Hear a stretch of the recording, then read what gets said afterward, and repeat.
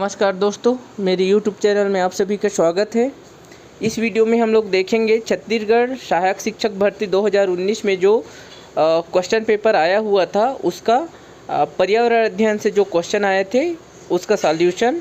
तो चलिए शुरू करते हैं। देखिए पहला क्वेश्चन क्या था, ज्ञान निर्माण में निम्न में से किसकी आवश्यकता होती है? ए अनुभव, बी अवधारणा विकास, सी अन्वेषण तथा सत्यापन, डी उपरोक्त सभी। तो देखिए इसका आंसर होगा उपरोक्त सभी, क्योंकि ज्ञान निर्माण के लिए अनुभव की भी आवश्यकता होती है, अवधारणा को विकास करने की भी आवश्यकता होती है, अन्वेषण और सत्यापन की भी आवश्यकता होती है।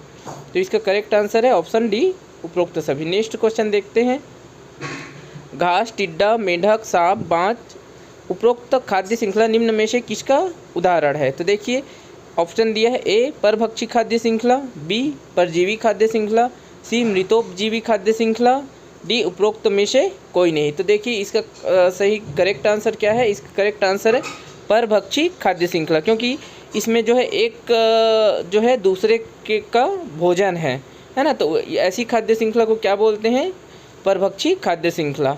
और परजीवी जो जिसमें परजीवी से चालू होता है उसको परजीवी खाद्य श्रृंखला। देखिए इसका करेक्ट आंसर है ए परभक्षी खाद्य श्रृंखला। नेक्स्ट क्वेश्चन देखते हैं। निम्न में से कौन गतिविधि की विशेषता नहीं है?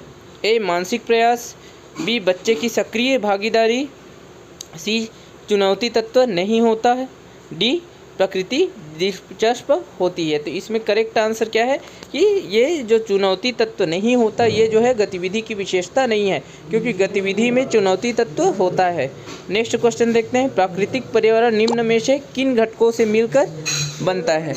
ए जैविक घटक, अजैविक घटक, बी जैविक घटक, सी ए एवं बी दोनों, डी सामाजिक घटक। तो देखिए इसमें क्वेश्चन क्या है कि प्राकृतिक पर्यावरण, तो प्राकृतिक पर्यावरण के अंतर्गत दो घटक आते हैं, जो अजैविक घटक और जैविक घटक। अजैविक घटक के अंतर्गत जैसे सूर्य, पृथ्वी, ताप, जलवायु, ये सब अजैविक घटक है। और जैविक घटक क्या है? जीव जंतु, पेड़ पौधे, ये सब जैविक घटक है।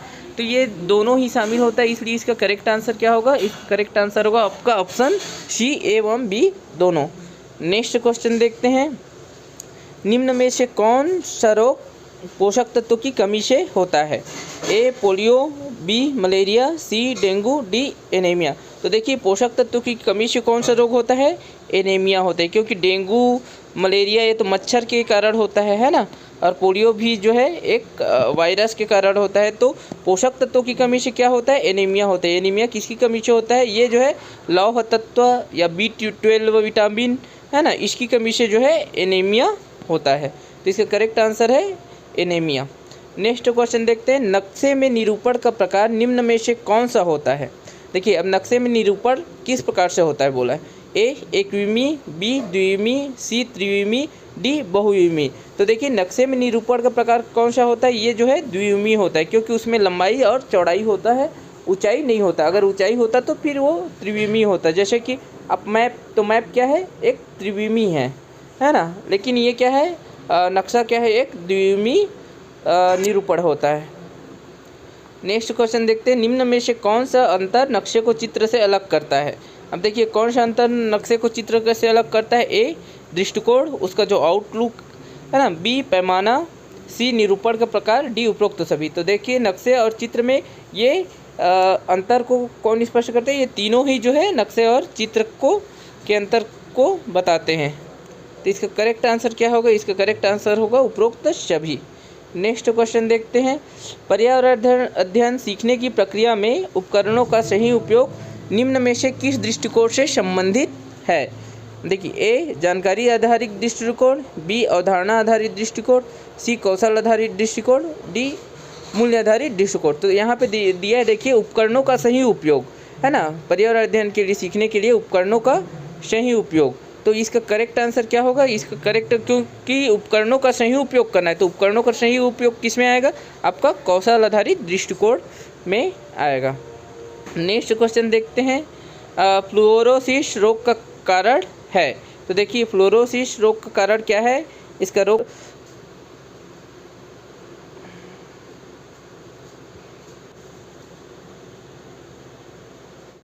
देखिए इस रोग का कारण क्या है? तो इस रोग का कारण है आपका फ्लोराइड की अधिकता। ऑप्शन सी करेक्ट आंसर है। नेक्स्ट क्वेश्चन देखते हैं। विभिन्न ऋतुओं के माध्यम से बच्चे किस पर्यावरण को जान पाते हैं? तो देखिए विभिन्न ऋतुओं के माध्यम से बच्चे किस पर्यावरण को जान पाते हैं? ए प्राकृतिक, बी सामाजिक, सी सांस्कृतिक, डी आर्थिक। तो देखिए ये ऋतु के माध्यम से, ऋतु चूँकि प्राकृतिक है मतलब इसके माध्यम से किसको जान पाते हैं? प्राकृतिक पर्यावरण को जान पाते हैं। नेक्स्ट क्वेश्चन देखते हैं, निम्न में से कौन सा पारिस्थितिक तंत्र मानव निर्मित है? तो देखिए मानव निर्मित पारिस्थितिक तंत्र कौन सा है? ए तालाब, बी कृषि भूमि, सी घास का मैदान, डी पर्णपाती वन। तो देखिए मानव निर्मित जो पारिस्थितिक तंत्र है वो है कृषि भूमि, है ना। खेत का जो पारिस्थितिक तंत्र होता है वो जो है क्या है? मानव निर्मित पारिस्थितिक तंत्र है। नेक्स्ट क्वेश्चन देखते हैं, बच्चों की नज़र में पर्यावरण के कौन से आयाम की अधिकता दिखाई देती है? तो देखिए बच्चों की नज़र में किसका ज़्यादा अधिकता दिखाई देता है? ए भौतिक, बी सामाजिक, सी सांस्कृतिक, डी राजनीतिक। तो देखिए बच्चों की नज़र में पर्यावरण के कौन से आयाम की अधिकता है? तो ये इसका करेक्ट आंसर है ए भौतिक। नेक्स्ट क्वेश्चन देखते हैं, निम्न में से कौन गतिविधि नहीं है? ए सामग्री का उपयोग, बी खेल, सी शिक्षक द्वारा प्रदर्शन, डी कोई अनुभव। तो देखिए कौन सी गतिविधि नहीं है? तो ये इसका है आंसर है शिक्षक द्वारा अनुभव। तो शिक्षक द्वारा प्रदर्शन। तो शिक्षक कोई चीज़ को प्रदर्शित करता है वो जो है गतिविधि नहीं है। नेक्स्ट क्वेश्चन देखते हैं, पर्यावरण अध्ययन पाठ्यक्रम से निम्न में से कौन सी अपेक्षा है ना, कि पर्यावरण अध्ययन का जो पाठ्यक्रम है उससे क्या अपेक्षा है? ए मूल्यों की समझ, बी अवधारणाओं की समझ, सी जानकारियों का संग्रह एवं कौशल, डी उपरोक्त सभी। तो इससे जो है उपरोक्त सभी अवधारणाओं की जो है अपेक्षा है ना। मूल्य भी बच्चों को आना चाहिए, अवधारणाओं की समझ आनी चाहिए और जानकारियों का संग्रह और कौशल विकास भी पर्यावरण अध्ययन की अपेक्षाएं हैं।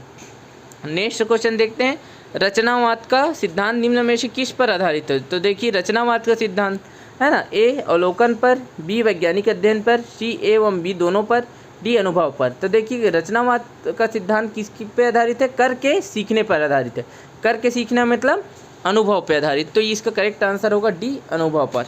नेक्स्ट क्वेश्चन देखते हैं, भारत में बाल विवाह निषेध अधिनियम किस वर्ष लागू किया गया? तो देखिए भारत में बाल विवाह निषेध अधिनियम किस वर्ष लागू किया? ए 2006, बी 2007, सी 2008, डी 2009। तो ये जो है अधिनियम किस वर्ष लागू की गई? ये जो है 2007 में लागू किया गया। नेक्स्ट क्वेश्चन है, निम्न में से कौन सा संयुक्त परिवार का लाभ है? ए बच्चों का बेहतर अध्ययन, बी आपसी समायोजन, सी एकता एवं अनुशासन, डी उपरोक्त सभी। तो देखिए संयुक्त परिवार का लाभ ये उपरोक्त सभी है, क्योंकि उससे बच्चे जो है बेहतर अध्ययन करते, आपसी समायोजन और एकता एवं अनुशासन, ये सभी संयुक्त परिवार के लाभ हैं। नेक्स्ट क्वेश्चन देखते हैं, प्रोजेक्ट कार्य कराए जाने का प्रमुख उद्देश्य निम्न में से क्या है? तो देखिए प्रोजेक्ट कार्य कराए जाने का मुख्य उद्देश्य क्या है? सैद्धांतिक शिक्षण, बी प्रायोगिक शिक्षण, सी क्षमता का आकलन, डी स्वमूल्यांकन। तो देखिए इसका मुख्य उद्देश्य है आपको प्रायोगिक शिक्षण, प्रयोग के द्वारा शिक्षा देना। नेक्स्ट क्वेश्चन देखते हैं, सीखने में शिक्षक की भूमिका क्या होती है? ए ज्ञानदाता, बी मार्गदर्शक, सी प्रेरक, डी सुविधादाता। तो देखिए इसमें ऑप्शन आया है यहाँ पे, इसको ध्यान दीजिएगा, सीखने में शिक्षक की भूमिका, है ना। तो सीखने में शिक्षक की भूमिका क्या होती है? ये जो है मार्गदर्शक होती है ना। जबकि एनसीएफ 2005 के हिसाब से शिक्षक की भूमिका क्या है? तो एनसीएफ 2005 के हिसाब से शिक्षक की भूमिका है आपका ये सुविधादाता। लेकिन इस क्वेश्चन का करेक्ट आंसर है मार्गदर्शक।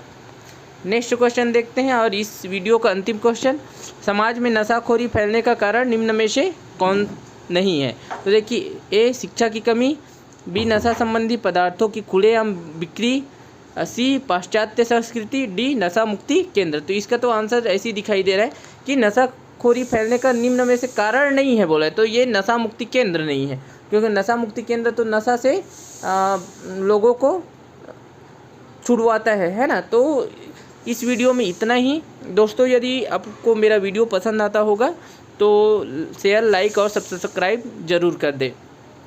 मैं आने वाले दिनों में या हो सके तो आजकल से ही जो है मैं रेगुलर बाल विकास का और कंप्यूटर का और मैथ या हिंदी दोनों में से एक का रेगुलर मतलब एक टॉपिक वाइज जो है तैयारी कराते जाऊंगा। तो यदि आप लोगों को मेरा वीडियो पसंद आता होगा तो आप मेरे वीडियो को शेयर, लाइक और सब्सक्राइब ज़रूर कर दें, ताकि आपको नेक्स्ट टाइम भी जो है वीडियो उपलब्ध हो वो जो है मिलता रहे। और मैं जो है एकदम सटीक क्वेश्चन कराऊंगा और सटीक के साथ साथ एक समझ विकसित हो आपके दिमाग में, वैसे क्वेश्चन कराऊंगा, ताकि आप क्या है समझ के जो है अगर दूसरा भी क्वेश्चन आता है तो उसको भी सही करके आएँ। तो इस वीडियो में इतना ही।